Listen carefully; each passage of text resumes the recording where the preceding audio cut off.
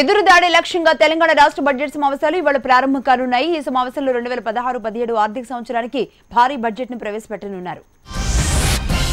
ఈసారి బడ్జెట్ లో సంక్షేమానికి పెద్దపీట వేస్తున్నట్లుగా ప్రభుత్వం చెబుతోంది. అయితే విపక్షాలు మాత్రం ప్రాజెక్టుల విషయంలో ప్రభుత్వ తీరును ఎండగట్టాలని నిర్ణయించాయి.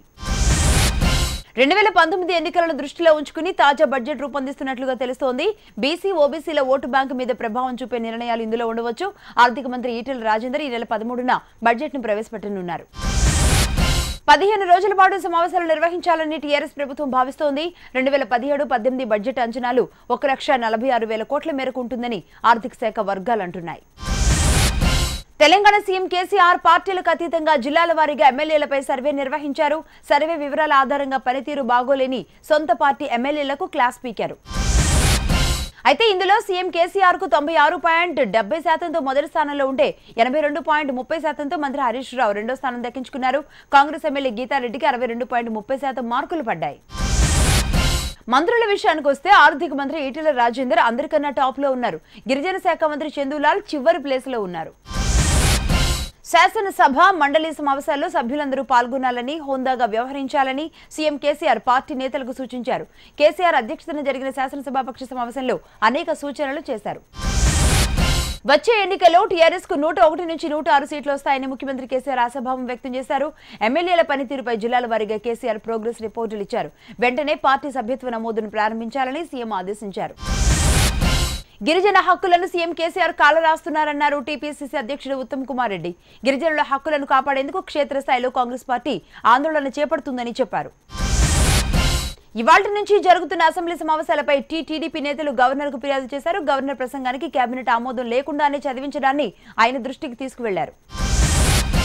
ఓటుకు నోటు కేసులో టీడీపీ ఎమ్మెల్యే సండ్ర వెంకట వీరయ్యకి ఏసీబీ కోర్టు సమన్లు ఇచ్చింది. ఈ నెల 31న హాజరు కావాలని ఆదేశించింది. తెలంగాణలో 2015లో శాసనమండలి ఎన్నికల్లో స్టీఫెన్ ప్రలోభ పెట్టినట్లుగా పక్కా ఆధారాలు ఏసీబీ సేకరించింది. ఈ కేసులో అరెస్ట్ అయిన సండ్ర అనంతరం బెయిల్పై విడుదలయ్యారు. 13 మంది సాక్షుల వాంగ్మూలాలను కూడా ఏసీబీ సేకరించింది. వరంగల్లో కార్పొరేషన్ సిబ్బంది నిర్లక్ష్యం బీటెక్ విద్యార్థిని ప్రాణం తీసింది. రోడ్డుకు అడ్డంగా గుంత తవ్వి ప్రమాద సూచికలు పెట్టడంలో నిర్లక్ష్యం వహించారు. ఇది గమనించని బీటెక్ విద్యార్థులు వాహనంపై వెళుతూ గుంతలో పడిపోయారు. ఈ ప్రమాదంలో సుమలత అనే విద్యార్థిని మృతి చెందింది. మరో 2కి తీవ్ర గాయాలయ్యాయి. అభ్యర్థి లక్ష్మయ్య ఫోటో పక్కన మరో అభ్యర్థి మాణిక్రెడ్డి పేరు ముద్రించారని, మాణిక్రెడ్డి ఫోటో పక్కన మరో అభ్యర్థి లక్ష్మయ్య పేరు ముద్రించారు. దీనిపై బన్వర్లాల్ కేంద్ర ఎన్నికల సంఘానికి నివేదిక పంపించారు. సీఈసీ నిర్ణయం మేరకు ఎన్నికను రద్దు చేశారు. అయితే జరిగిన తప్పులో తనతో పాటుగా అందరి తప్పు ఉందన్నారు ఎన్నికల ప్రధానాధికారి బన్వర్లాల్. తెలంగాణ టీచర్స్ ఎమ్మెల్సీ ఎన్నికల్లో ఫోటోల తారుమారు వ్యవహారంపై యూటీఎఫ్ నేతలు హైదరాబాద్ లో ఆందోళనకు దిగారు. జగన్ అక్రమాస్తుల కేసులో ఈ నెల 17 వరకు అభియోగాల నమోదు ప్రక్రియ చేపట్టరాదు అంటూ ఉమ్మడి హైకోర్టు, సీబీఐ కోర్టుకు ఆదేశాలు జారీ చేసింది. 11 కేసులకు గాను 3 కేసులు మినహా అన్నింట్లోనూ స్టేలున్నాయని, మిగిలిన 3 కేసుల్లో సీబీఐ కోర్టు విచారణ ప్రక్రియ చేపడుతుందని జగతి పబ్లికేషన్స్ తన పిటిషన్లో పేర్కొంది. సొంత రాజకీయ ఎజెండాతో రాష్ట్రాన్ని చిన్నాభిన్నం చేస్తున్న టీఆర్ఎస్ ప్రభుత్వ వైఖరిని అసెంబ్లీ సమావేశాల్లో ఎండగడతామని బీజేపీ రాష్ట్ర అధ్యక్షుడు లక్ష్మణ్ అన్నారు. ఎస్సీ, ఎస్టీలు, బీసీలకు అత్యధిక నిధులు కేటాయించాలని సభలో డిమాండ్ చేస్తామన్నారు లక్ష్మణ్. ఒయ్యూలో బీజేపీ ఎమ్మెల్యే కిషన్ రెడ్డి పర్యటించారు. హాస్టల్లో కనీస సౌకర్యాలు లేక విద్యార్థులు తీవ్ర ఇబ్బందులు పడుతున్నారని కిషన్ రెడ్డి అన్నారు. శ్రీరామ్ సాగర్ ప్రాజెక్టు పరిధిలోని పూర్తి ఆయకట్టు స్థిరీకరణ కోసం సప్లిమెంటేషన్ పథకాన్ని చేపట్టాలని ఇరిగేషన్ కేబినెట్ సబ్ కమిటీ అభిప్రాయపడింది. కాలువ నుంచి 3 ఎత్తిపోతల పథకాలను నిర్మించే ప్రతిపాదనను ముఖ్యమంత్రికి సిఫార్సు చేయాలని కమిటీ నిర్ణయించింది. కేంద్ర రవాణా శాఖ మంత్రి నితిన్ గడ్కరీతో పాటుగా రైల్వే మంత్రి సురేష్ ప్రభును మంత్రి కేటీఆర్ బృందం ఢిల్లీలో కలిసింది. హైదరాబాద్ రహదారుల నిర్మాణానికి నిధులు కేటాయించాలని వినతి పత్రం అందజేశారు.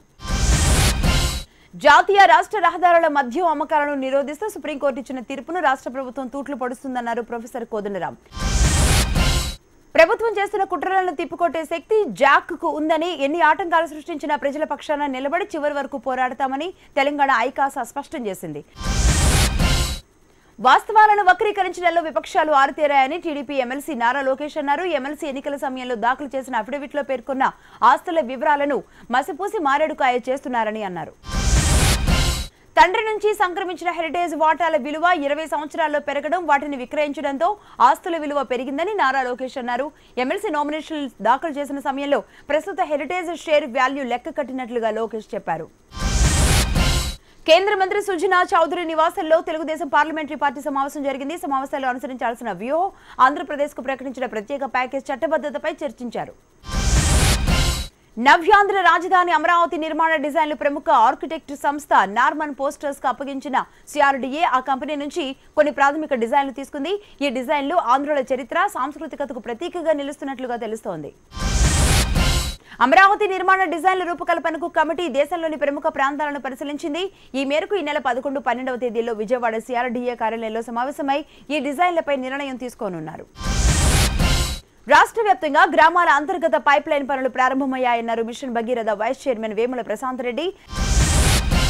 మిషన్ భగీరథ పనుల పురోగతి, ఇంట్రా విలేజ్ వర్క్స్ పై ఉన్నతాధికారులతో చైర్మన్ వేముల ప్రశాంత్ రెడ్డి సమావేశమయ్యారు. నోట్ల మార్పిడి పేరుతో హైదరాబాద్ లో టోకరా వేయబోయిన ముఠా గుట్టు రట్టయింది. మోసం చేస్తూ ఇద్దరు పట్టుబడగా మరొకరి కోసం పోలీసులు వేటకు సాగిస్తున్నారు.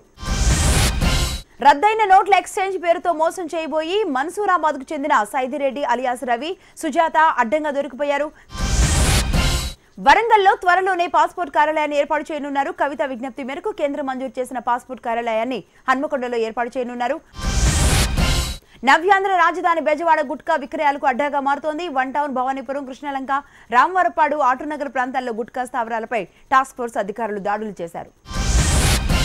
ఒరిస్సా మరియు ఇతర రాష్ట్రాల నుంచి విజయవాడకి గుట్కా సరఫరా జరుగుతోంది. గుట్కా వ్యాపారాన్ని అరికట్టడానికి అన్ని రకాలుగా చర్యలు తీసుకుంటున్నా అక్రమార్కులు మాత్రం అడ్డదారులు బెజవాడకు తెస్తున్నారు.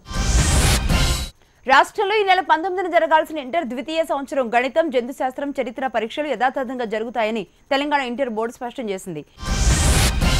ఉపరితల ఆవర్తనం కారణంగా రానున్న 48 గంటల్లో తెలంగాణ రాష్ట్రంతో పాటుగా గ్రేటర్లోని కొన్ని ప్రాంతాల్లో తేలికపాటి వర్షాలు కురిసే అవకాశం ఉన్నట్లుగా వాతావరణ శాఖ తెలిపింది. 2 రోజులుగా ఎండలతో అల్లాడిపోయిన నగరవాసులు ఒక్కసారిగా చల్లటి గాలి వీస్తుండడాన్ని హాయిగా ఆస్వాదిస్తున్నారు. గరిష్ట ఉష్ణోగ్రత 34.7 డిగ్రీల సెల్సియస్ నమోదవగా కనిష్ట ఉష్ణోగ్రత 21.2 డిగ్రీలు నమోదైనట్లుగా వాతావరణ శాఖ అధికారులు వెల్లడించారు. దేశవ్యాప్తంగా ఉత్కంఠ రేపిన యూపీ ఎగ్జిట్ పోల్స్ రిజల్ట్స్ వచ్చేశాయి. యూపీలో హంగ్ వస్తుందని అన్ని సర్వేలు తేల్చాయి. బీజేపీ అతిపెద్ద పార్టీగా అవతరిస్తుందని స్పష్టం చేశాయి. యూపీ ఎగ్జిట్ పోల్స్ లో బీజేపీ హవా వీస్తుందని తేలింది. టైమ్స్ నౌ సర్వే బీజేపీకి 190 నుంచి 210 సీట్లు, సమాజ్వాదీ కాంగ్రెస్ కూటమికి 110 నుంచి 120 సీట్లు, బీఎస్పీకి 57 నుంచి 74 స్థానాలు వస్తాయని తెలిపింది. ఇక యూపీలో హంగ్ వస్తుందన్న అంచనాలతో రాజకీయ పార్టీలు హడావుడి మొదలైంది. అవసరమైతే బీఎస్పీతోనైనా చేతులు కలిపి బీజేపీని అడ్డుకుంటామని యూపీ సీఎం అఖిలేష్ స్పష్టం చేశారు. ఉత్తరాఖండ్ లో బీజేపీ పాగా వేయబోతోందని ఎగ్జిట్ పోల్స్ స్పష్టం చేస్తున్నాయి.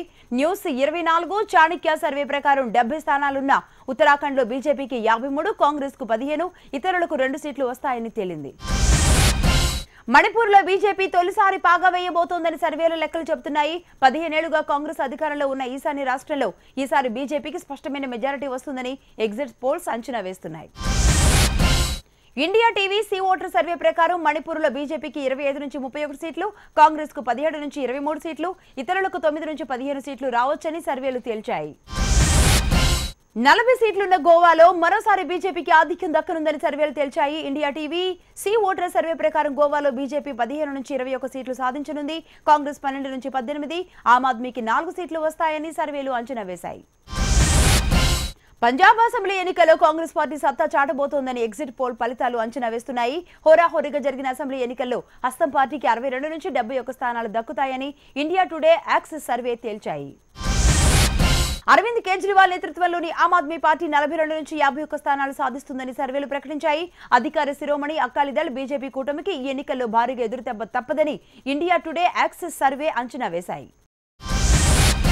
దేశవ్యాప్తంగా 12 అసెంబ్లీ స్థానాలు, 3 పార్లమెంట్ నియోజకవర్గాల ఉప ఎన్నికకు కేంద్ర ఎన్నికల సంఘం షెడ్యూల్ విడుదల చేసింది.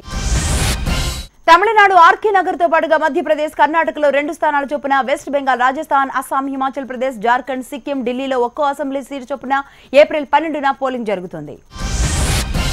జమ్మూ కాశ్మీర్లోని శ్రీనగర్, అనంతనాగ్, కేరళలోని మలప్పురం పార్లమెంట్ స్థానాలకు కూడా ఏప్రిల్ 12న ఎన్నికలు నిర్వహించి మొత్తం ఫలితాలను ఏప్రిల్ 17న ప్రకటిస్తామని ఈసీ ప్రకటించింది.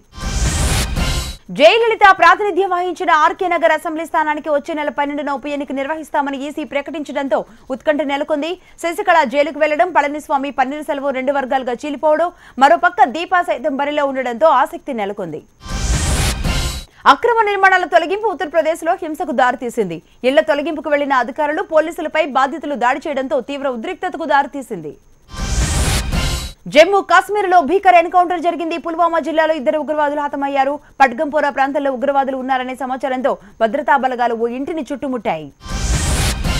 జవాన్లపై టెర్రరిస్టులు కాల్పులు జరపడంతో బలగాలు తిప్పికొట్టాయి. ఈ కాల్పుల్లో లష్కర్-ఏ-తోయిబా ఉగ్రవాద సంస్థకు చెందిన 2 ముష్కరులు హతమయ్యారు. ఓ పౌరుడు ప్రాణాలు కోల్పోయాడు. మాతృత్వ సెలవుల పెంపుకు సంబంధించిన మాతృత్వ ప్రయోజన సవరణ బిల్లు 2016ను లోక్సభ ఆమోదించింది. ప్రస్తుతం 12 వారాలుగా ఉన్న సెలవులు 26 వారాలకు పెంచారు. ఈ బిల్లుతో వ్యవస్థీకృత రంగంలో పనిచేసే సుమారు 18 లక్షల మంది మహిళలు లబ్ధి పొందనున్నారు. మెటర్నిటీ లీవ్స్ లో కొన్ని షరతులు విధించింది కేంద్రం. తొలి 2 పిల్లల వరకే 26 వారాల పాటు సెలవులు అమలు కానున్నాయి. 3వ బిడ్డకు 12 వారాలు మాత్రమే సెలవుల్ని అనుమతించారు.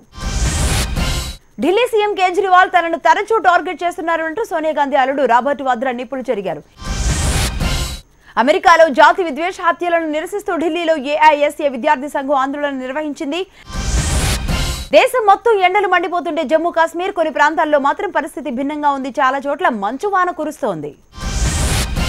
కేరళలో మరోసారి కిస్ ఆఫ్ లవ్ తెరపైకొచ్చింది. కొచ్చిలో జరిగిన మోరల్ పోలీసింగ్ ఘటనకు వ్యతిరేకంగా ఈ నిరసన కార్యక్రమం చేపట్టాలని స్వేచ్ఛావాదులు పిలుపునిచ్చారు. H1B వీసా గ్రీన్ కార్డ్ కేటగిరీలో అనుకున్న ఫలితాలు సాధించడం లేదన్నారు Republican senator Tom cotton. H1B వీసాల కింద అమెరికాకు PhDలే కావాలని కాటన్ స్పష్టం చేశారు. H1B తాత్కాలిక వీసాల విషయంలోనే కాదు, EB1, EB2 లాంటి గ్రీన్ కార్డ్స్ కేటగిరీలో కూడా ప్రపంచంలోని అత్యుత్తమ వర్కర్స్ అమెరికాకు రావాలని ట్రంప్ కోరుకుంటున్నారు. అమెరికాలోని సిఐఏలో లీకులపై అక్కడి ఫెడరల్ ఏజెన్సీలు దర్యాప్తు చేపట్టాయి. సిఐఏ, FBI సమన్వయం చేసుకుంటూ దర్యాప్తు నిర్వహిస్తాయని అక్కడ అధికారులు తెలిపారు. సరిహద్దును దాటి అమెరికాలో అడుగు పెట్టాలంటే ఇమిగ్రెంట్ వీసా కావాలంటూ అమెరికా అధికారులు మన్ప్రీత్ కైనర్ అనే మహిళకు అడ్డు చెప్పారు. మన్ప్రీత్ కైనర్ అనే మహిళ కెనడాలోని మాంట్రియల్లో ఉంటోంది. 6 గంటల పాటు వేలిముద్రలు, ఫోటోలు తీయడం, ప్రశ్నించడం లాంటివి కూడా చేశారు. పాకిస్తాన్లోని బలూచిస్తాన్ ప్రావిన్స్ లో ఓ హిందూ మహిళ దారుణ హత్యకు గురైంది. నసీరాబాద్ జిల్లాకు చెందిన జనియా కుమారి అనే మహిళను అతి దారుణంగా గొడ్డలితో నరికి పరారయ్యాడు. చైనా ప్రావిన్స్ లో ఓ మహిళ జోంగషాన్ నదిలో దూకి ఆత్మహత్యాయత్నం చేసింది. కానీ మునిగి మరణించలేదు. ఆమె శరీరంలో కొవ్వు ఎక్కువగా ఉండడంతో నీటిలో మునగలేకపోయింది. RBI మరో సంచలన నిర్ణయం తీసుకుంది. బంగారంపై ఇచ్చే రుణం నగదు రూపంలో 20,000కు మించకూడదని ఆదేశాలు జారీ చేసింది. ఆదాయ పన్ను చట్టం 1961 ప్రకారం బంగారు రుణ నగదు పరిమితిని 20,000కు తగ్గించామని RBI ప్రకటించింది. త్వరలోనే కొత్త 10 రూపాయల నోట్లు వస్తున్నాయి. కొత్త నోట్లు వస్తున్నప్పటికీ పాత 10 రూపాయల నోట్లు కూడా చలామణిలోనే ఉంటాయని RBI తెలిపింది. క్రెడిట్ కార్డులు ఉపయోగించి పేటీఎం రీఛార్జ్ చేస్తే ఇక నుంచి 2% ఫీజు వసూలు చేయనున్నారు. తెలంగాణ అంతటా ఏటీఎంలలో డబ్బులు లేక జనాలు అల్లాడిపోతున్నారు. హైదరాబాద్ నగరంలో ప్రతి బ్యాంక్ ఏటీఎం దగ్గర నో క్యాష్ బోర్డులే దర్శనమిస్తున్నాయి. పసిడి ధర బాగా తగ్గింది. గత కొన్ని రోజులుగా పెరుగుతూ వస్తున్న బంగారం ధర 30,000 దిగువకు చేరుకుంది. వెండి ధర కూడా బాగానే తగ్గింది. కిలోకు 600 రూపాయలు తగ్గి 41,500 వద్ద కొనసాగుతోంది. కేరళ రాష్ట్రంలో కోకాకోలా, పెప్సీ కూల్ డ్రింకుల ఉత్పత్తిని నిలిపివేశారు. నీటి కొరత కారణంగా ఉత్పత్తిని నిలిపివేస్తున్నట్లుగా కంపెనీలు ప్రకటించాయి. లగ్జరీ కార్ల తయారీ సంస్థ మెర్సిడెస్ మరో కొత్త మోడల్ను తయారు చేసింది. ప్రపంచంలోని అత్యధిక ధర గల SUV స్పోర్ట్స్ యూటిలిటీ వెహికల్ ను త్వరలోనే మార్కెట్లోకి తీసుకురానుంది. ఇంగ్లాండ్ వేదికగా జరిగే 2017 ICC మహిళా ప్రపంచ కప్ క్రికెట్ కు master Sachin Tendulkar brand ambassador గా వ్యవహరిస్తాడు. Salman Khan Android smart phone తయారీ కంపెనీని ఏర్పాటు చేయనున్నట్లుగా సమాచారం. ఇప్పటికే సల్మాన్ బీయింగ్ హ్యూమన్ క్లాతింగ్ పేరుతో బ్రాండెడ్ దుస్తుల్ని విక్రయిస్తూ ఉండగా బీయింగ్ స్మార్ట్ అనే మరో కంపెనీని ఏర్పాటు చేయనున్నట్లుగా తెలుస్తోంది. నందమూరి నరసింహం బాలకృష్ణ 101వ చిత్రం హైదరాబాద్ లో గ్రాండ్ గా ప్రారంభమైంది. డాషింగ్ డైరెక్టర్ పూరి జగన్నాథ్ తెరకెక్కిస్తున్న ఈ మూవీ పూజా కార్యక్రమాలను కుక్కట్పల్లి తులసివనం ఆలయంలో ఘనంగా నిర్వహించారు. మహిళలపై వివాదాస్పద వ్యాఖ్యలు చేసిన సినీ దర్శకుడు రామ్ గోపాల్ వర్మ వెనక్కి తగ్గారు. తన వ్యాఖ్యల కారణంగా బాధపడ్డ వారికి ట్విట్టర్ ద్వారా క్షమాపణ చెప్పారు. మిల్కీ బ్యూటీ తమన్నా త్వరలో బాలీవుడ్ హీరో జాన్ అబ్రహాం సరసన నటిస్తోంది. జాన్ అబ్రహాం తమన్నా జంటగా అమర్ కౌశిక్ దర్శకత్వంలో చోర్ నికాల్ కే భాగా సినిమాలో నటించనున్నట్లుగా సినీ క్రిటిక్ తరుణ్ ఆదర్శ్ ట్వీట్ చేశారు. బేబో కరీనా కపూర్ ఫోటో ఒకటి సోషల్ మీడియాలో వైరల్ గా మారింది. కరీనా మతం మార్చుకున్నారని, పేరు కతిజియా అని పేరు పెట్టుకున్నారని వదంతులు సృష్టిస్తూ కొన్ని ఫోటోల్ని విడుదల చేశారు. మలయాళం నటి భావన కన్నడ నిర్మాత నవీన్ త్వరలోనే పెళ్లి చేసుకోబోతున్నారు. వారి నిశ్చితార్థం గోప్యంగా జరిగింది. కుటుంబ సభ్యులు, అత్యంత సన్నిహితులు మాత్రమే ఈ నిశ్చితార్థ వేడుకకు పిలిచినట్లుగా సమాచారం. బాలీవుడ్ నటి సోనం కపూర్ ఢిల్లీకి చెందిన వ్యాపారవేత్త ఆనంద్ ఆహుజాతో ప్రేమలో ఉన్నట్లుగా బాలీవుడ్ లో కొంతకాలంగా వదంతులు వస్తున్నాయి. ఆమె తల్లి సునీత కపూర్ మాత్రం వీరి ప్రేమ వివాహానికి గ్రీన్ సిగ్నల్ ఇచ్చేసింది.